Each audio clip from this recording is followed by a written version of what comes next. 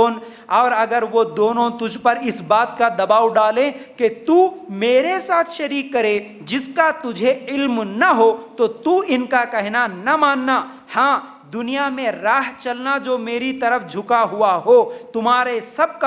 تم سب کا لوٹنا میری ہی طرف ہے، تم جو کچھ کرتے ہو اس سے پھر میں تمہیں خبردار کروں گا۔ اب دیکھو یہاں پر اللہ تعالیٰ فرماتے ہیں جہاں ماں باپ کی خدمت کرنے کا حکم دیا، ماں باپ کی عزت کرو، ماں باپ کی احترام کرو، ماں باپ کی خدمت کرو، لیکن اگر وہی ماں باپ تمہیں شرک کرنے پر دباؤ ڈالیں گے تو اس وقت ماں باپ کی بھی بات نہیں ماننا، بول رہے اللہ تعالیٰ۔ سوچو،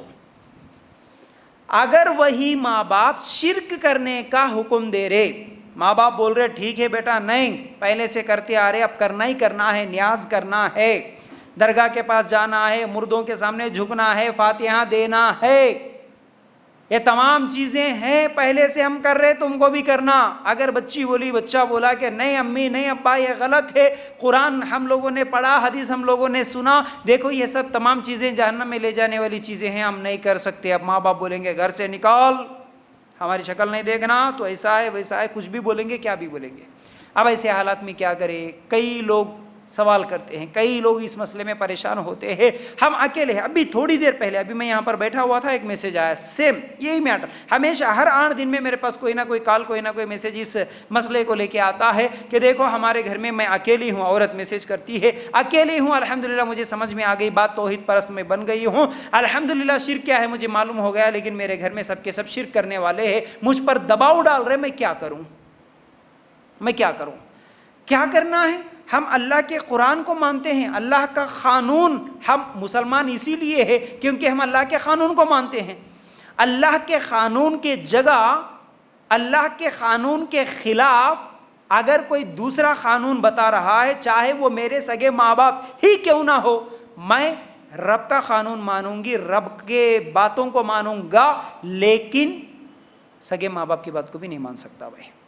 شرک کے معاملے میں کمپرومائز نہیں ہو سکتا کسی سے بھی، شوہر ہو، بیوی ہو، ماں باپ ہو، سگے دوست ہو، بھائی ہو، سگا بھائی، سگی بہن، یہ بہت سارے لوگ نہیں گئے تو ہماری بہن ناراض ہو جاتی، ہمارے بھونے ناراض ہو جاتے، تھوڑا جانا پڑتا، کھا کے نہیں آتے لیکن خالی جا کے تو بھی آتے، ہمارے چاچا یہ بول رہے، ہمارے بابا پراپرٹی میں حصہ نہیں دیتے بول رہے، ہمارے تایا گھر سے نکل جاؤ بول رہے، سب ناراض ہو جا رہے، دادی بات نہیں کرتی بول رہی، نانی یہ بول رہی، یہ سب چیزیں خالی بہانے ہیں۔ اللہ پر ایمان ہے تو اللہ کے ساتھ کسی کو پارٹنر نہیں بنا سکتے،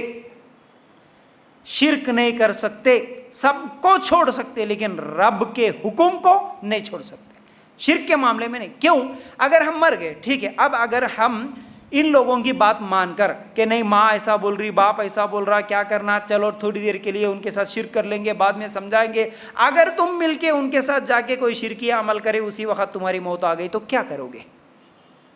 اسی وقت موت آ گئی تو کیا کرو گے؟ اتنے دن کی نمازیں برباد، اتنے دن کے روزے برباد، سب ختم ہو گئے اور ٹھکانہ ہمیشہ کا جہنم ہے۔ اچھا میں مر گیا تو میری ماں میری خبر میں نہیں آتی، میرا باپ میرے خبر میں نہیں آتا، میرا بھائی، میرا شوہر، میری بیوی میرے خبر میں یہ آتے ہی نہیں، تو میں ان کو کیوں راضی کروں؟ راضی اللہ کو کرنا ہے، اللہ کی رضا میرے لیے ضروری ہے کیونکہ جنت مجھے چاہیے، تو یہ لوگ میرے ساتھ میں آنے والے نہیں ہیں۔ اگر میں اللہ کے خاطر ان کو ناراض کر لیا تو اللہ ایک نہ ایک دن ان کو پھر راضی کرا دے گا، پھر یہ لوگ مل جائیں گے الحمدللہ۔ لیکن اگر میں اللہ کی ناراضگی مول کر ان کو راضی کرنے کی کوشش کر لیا جو کہ رشتہ دار ہے میرے، تو پھر اللہ کی ناراضگی بڑی خطرناک چیز ہے، یاد رکھو۔ تو شرک کے معاملے میں ہم کسی کی بھی بات نہیں مان سکتے، اللہ تعالیٰ نے یہاں پر حکم دے دیا، کیا ہے؟ سورہ لقمان میں لقمان علیہ السلام اپنے بیٹے کو یہ نصیحت کر رہے۔ اچھا یہاں پر رک کے میں اور ایک مسئلہ بھی بیان کرنا چاہتا ہوں، وہ یہ ہے سورہ بقرہ آیت نمبر 221 یہاں پر اللہ تعالیٰ ایک مسئلہ بیان کیا، وہ کیا ہے؟ سب سے پہلے آپ لوگوں کو یہ سمجھا دوں کہ یہی شرک کا معاملہ جہاں کچھ لوگوں کے لیے، کچھ نوجوانوں کے لیے ماں باپ کے ساتھ مسئلہ کھڑا کرتا، تو اکثر عورتوں کے لیے اپنے شوہر کے ساتھ، یا پھر شادی کا معاملہ جب آیا تو اس وقت بھی لڑکا یا لڑکی کو دیکھنے کا جب معاملہ آیا تب بھی یہ مسئلہ کھڑا ہو جاتا ہے کہ ہم کس کے ساتھ نکاح کریں، ہم کس کے ساتھ نکاح کریں۔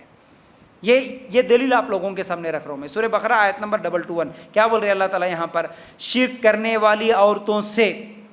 اگرچہ وہ ایمان نہ لائیں تم نکاح نہ کرو، ایماندار لونڈی بھی شرک کرنے والی آزاد عورت سے بہتر ہے، گو تمہیں مشرکہ ہی اچھی لگتی ہو، اور نہ شرک کرنے والے مردوں کے نکاح میں اپنی عورتوں کو دو جب تک کہ وہ ایمان نہ لائیں، ایمان والا غلام آزاد مشرک سے بہتر ہے، گو مشرک تمہیں اچھا لگے۔ یہ لوگ جہنم کی طرف بلاتے ہیں اور اللہ تعالیٰ تمہیں جنت کی طرف بلاتا ہے۔ دیکھیے واضح ہے بالکل۔ شرک کے معاملے میں جہاں ماں باپ کی بات نہیں ماننا ہے، وہیں پر میاں بیوی یا شادی کرتے وقت، رشتے کے وقت بھی ہم لوگ شرک کرنے والے کے ساتھ رشتہ نہیں کر سکتے۔ اللہ نے واضح کر دیا، شرک کرنے والی عورت بھلے تمہیں اچھی لگتی ہو، اس کے مقابلے میں کوئی غریب ہے، کوئی فقیر ہے، غلام ہے، اس زمانے میں غلام کا مثال دیا اللہ تعالیٰ، غلام عورت ہی اگر وہ مواحدہ ہے، توحید پرست ہے، قرآن و سنت کو ماننے والی ہے، اس سے نکاح کرو۔ شرک کرنے والا مرد ہے، بنگلے والا، گاڑی والا، مالدار، زمین جائیداد والا، اس کے مقابلے میں غریب ایک فقیر ہے لیکن توحید پرست ہے، دیندار ہے، تو تم اس سے مت کرو، مشرک سے نکاح مت کرو، اپنے بچیوں کا، اپنی عورتوں کا شرک کرنے والے سے نکاح مت کرو، اپنی بچیوں کو ان کی نکاح میں مت دو، یہ اللہ تعالیٰ کا حکم ہے۔ تو بات واضح ہو گیا، شرک کے معاملے میں کسی کی بھی بات نہیں مانی جا سکتی ہے۔